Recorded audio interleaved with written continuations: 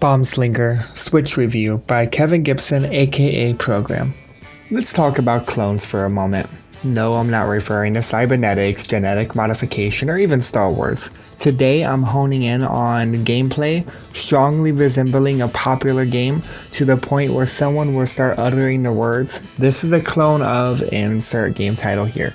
These are games I try to avoid and would warn others to follow suit.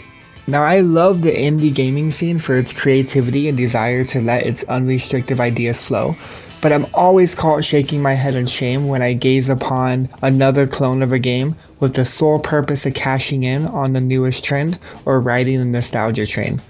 I love when a developer takes a popular game and splashes their own stylistic flair on it and pushes the mechanics we all know and love to a totally different place that we never expected them to venture. Bombslinger by Mode 4 does just that, turning the classic gameplay of Bomberman into a Western-style, roguelike experience that can easily become a must-have title for any Switch owner if given the right amount of spotlight. Before I get too excited, let's get into the meat of it so you can formulate your own opinions on the Bomberman-inspired roguelike, Bombslinger.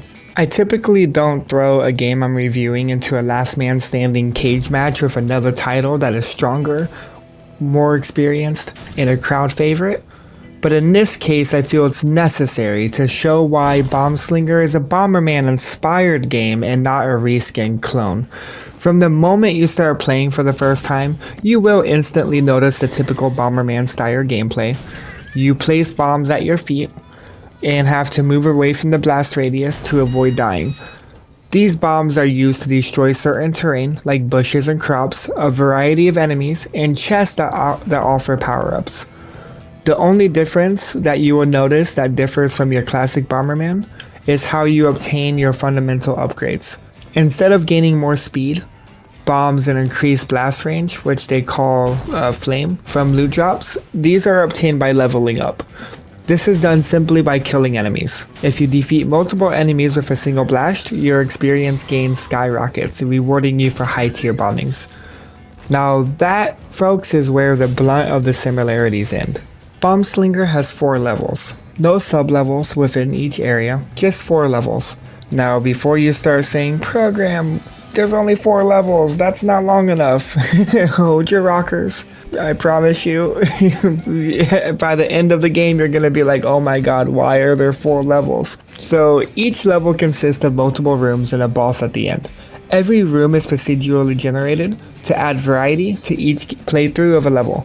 This is important since the majority of your experience with Bombslinger will be spent playing through the same levels over and over again, slowly progressing to the final boss. This is where Bombslinger morphs into a typical roguelike. Not only that, but it follows the guidelines for a solid roguelike that is frustrating at times but rewards you for every attempt by obtaining new starting skills. When you begin a run, you have the choice between a pool of skills. When you boot up the game for the first time, you only have 3 skills to choose from. These are the ability to resurrect with 1 heart upon death, an extra heart, or extra stamina, which stamina is used in order to utilize unique items that are attainable from chests or the item shop. Now you have the ability of unlocking 32 different skills in total, all of which are obtainable by completing specific tasks. Some of these tasks are simple, like clearing the crops in a room or trapping an enemy between your bombs. Others are more difficult, like completing the game with no bomb or flame upgrades, or holding 5,000 gold at a single time. Which, to give you a perspective, I think the most I ever held at one time was about like 1,200, I think. So when you first start playing the game, you can only equip 1 skill for each run. But you do have the opportunity to unlock more skill slots by completing these quests that I've already mentioned. The more skills you have unlocked, the more skills you can equip. Pretty simple. So during each run, you can also find these skills in chests and from the shop that is located in each of the 4 levels somewhere. You also can find unique items throughout each run to aid you in battle. These can range from guns, tonics with random effects, or food that heals you. Now some of the items that are weapon based will use that stamina that we talked about earlier. Each skill and item you obtain during a run does not cross over into your next life, so that's important. The only thing that stays unlocked are the skills you earned from completing the required objectives. When it comes to the difficulty and the enemies of the game, this is what glues everything into place. Every skill you earned matters because this game is relentless. Even the first level takes patience, tactical thinking, and raw ingenuity to advance. Every encounter with a select foe brings you closer to understanding their behavior and how to exploit it. I found myself dying often when a new foe crossed my path, and a sense of pure accomplishment washed over me when I was able to defeat them with knowledge instead of pure luck. Now there is a lot more to the game than what I've already described, and it's tied together by a lighthearted story that gives you purpose, causing each carefully placed bomb to be more than just chaotic destruction. Now everything I mentioned thus far will give you a proper understanding of the core mechanics without taking away from the surprise and challenge of the Western bomb-slinging adventure that lies ahead. It would not be a Bomberman-like game without some multiplayer action, and Bombslinger made sure to deliver. Mode 4 not only added the battle feature, but they took their time, nourishing and raising it to be its own entity, instead of being an afterthought. It was done so well that I can easily recommend this game for the battle mode alone, since it can provide countless hours with your friends and has a difficulty curve high enough to promote playing by yourself to get a leg up on your friends.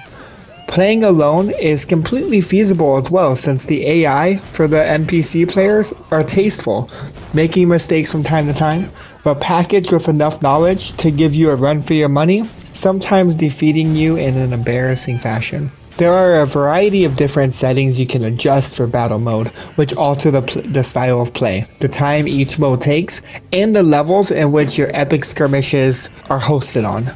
The biggest alteration in playstyle comes from your choice of deathmatch or last man standing modes. Both are pretty self-explanatory, but let me break it down a little bit. Deathmatch puts the battle on a clock, the duration set by you, with the victory condition being either who has the most kills at the end of the time limit, or who gets to the kill goal first, also set by you. Now last man standing is comprised of rounds, with the goal being the last person alive in each round wins. The amount of rounds and the health for each player is, you guessed it, determined by you. The core gameplay for the battle mode is the same as the adventure mode with some minor adjustments. Level up stats like your bomb count or speed, special skills like bomb kicking, and items like guns are all meshed together as item drops, which are obtainable by destroying destructible items on the map. Now some items are left out of this mode because they don't really fit. So the type of items dropped, and if an item is dropped at all, is completely based on a loot drop system, which seems to be randomized. In all reality, this is the only complaint I had with the entire game. So for example, there was multiple moments when I was playing this mode where one bomb would destroy 5 to 10 different destructible objects, and it would drop a large, group of items. But instead of having a variety of items to choose from, the majority of them were all the same. For example, there's one instance that what came to mind where 4 out of the 5 items were all the firepower ability, causing your bombs to be more powerful. And one NPC gathered all of them, becoming a bombing god. Another time, 3 of the 4 items were all the kick skill. Now, the kick skill just allows you to kick the bomb. So, gaining that skill more than once doesn't alter anything. You still just kick the bomb. You don't kick it faster or harder, it doesn't explode more, you kick it. So, having that same skill 5 times all in a row is ridiculous, and I have to sit there and pick up all 5 of those kick skills just to make sure everyone else doesn't get it too. So I feel that having a change to the drop rate system to balance the amount of a single power-up being dropped and setting a limit for special items being on the field at any given time will enhance the gameplay dramatically. Also, on a side note, giving the player the ability to customize the items in a match and the rate of which items drop will add another layer of depth and increase the replay value of the battle mode. Just like every other portion of Bombslinger, Mode 4 took their time with the audio and visuals to ensure that every aspect of your gaming experience is a pleasant one. The pixelated graphics are beautiful, and each background animation and enemy sprite immersed you into the Western world Mode 4 created. From the half-naked farmers to the bandits lying traps throughout the map, every character has their own style of movement and personality shown by their animation and design. The few cutscenes in the game were flawlessly made, pushing this art style to the limit and proving that it doesn't take high-end graphics to create a stunningly beautiful game. The most consistent complaint I have in my reviews is the lack of musical variety. Most indie games will create or find one score and loop it throughout the entire game. This has become commonplace to the point where I always will lower my score for that, but I expect to. Bombslinger caught me off guard in the best way possible. All of the 4 levels each have their own score, providing musical variety for my deprived ears. The freaking shop has its own score, making me instantly think of the Pokemon Center because I'm a 90s geek. So the boss battles also have their own unique score as well. There are multiple bosses for each level, and I'm not sure if I encountered all of them, so I'm not going to be able to comment specifically on it if each boss has their own score, so we'll just leave it as bosses have their own music too. Regardless though, every score I've encountered in the game has a Western sound that fits perfectly with the game's theme. I hope other indie devs will take a page out of Mode 4's handbook. Great job guys, you've done well.